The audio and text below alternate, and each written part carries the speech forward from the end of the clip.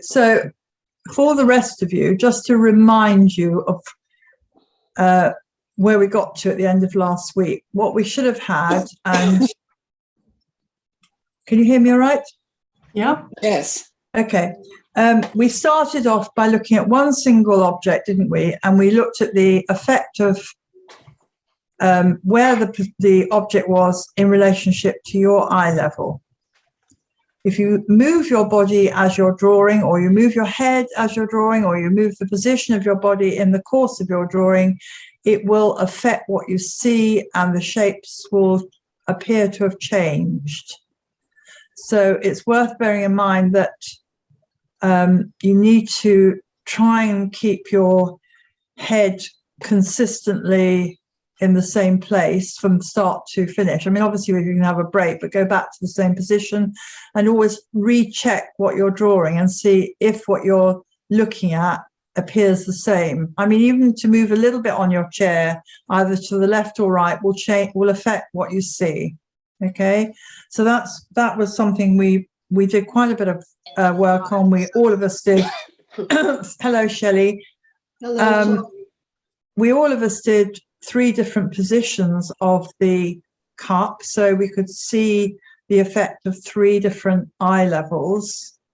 And then we went on to do 3 different compositional studies, and that's what these are: compositional sketches, studies, whatever you like to call them, using the viewfinder, which does give you, often gives you a sort of a less predictable setup to the one you might, if you just sat down and drew it without considering how the shapes relate to each other and how the composition itself relates to the way you're looking at it. So if you stand up, obviously, and you were drawing on an easel, and looking down on whatever your subject is, it will affect it quite dramatically. I'm sure, Claire, in your life drawing class, did you say you actually stand up or sit down when you were drawing? Yeah, it's much better to stand up. I mean, obviously, for still life and in the situation we're in, it's not really appropriate, although I sometimes do stand at an easel and demonstrate. So I'll let you know when I am, but tonight I'm not.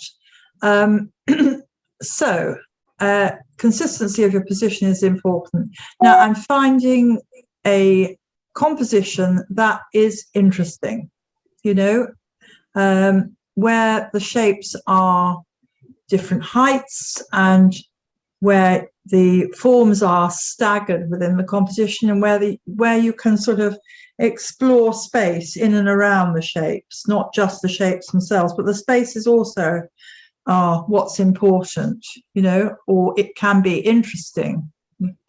Tonight, we're going to, once we've all of us got a line drawing of our composition, we're going to look at how to develop it and refine it, use tone, use texture, use different weights of line. I mean, I've started to do it a bit in here, and I'll talk a bit more about that in due course. So this afternoon, I spent some time just drawing a little composition of what's in front of me. Can you see it?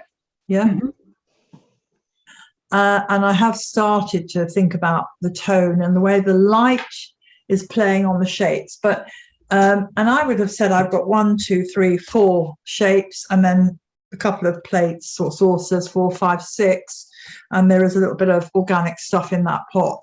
So you know, I'm going to see what I can do with it to develop it further, make it more interesting. But at the moment, I'd like you all to just get on and, first of all, obviously decide how big you're going to make your drawings so that you manage to do a fair bit in this session. You don't end up with just one shape at the end of the evening. And, you know, really, before you start, just look at it and check that what you've got in front of you and you're planning on drawing is the most interesting view of what you've got there on the table. Okay, so let's get underway with that. And when you are to, perhaps in about 25 minutes, I'll ask you to stop and show me where you've got to. Okay?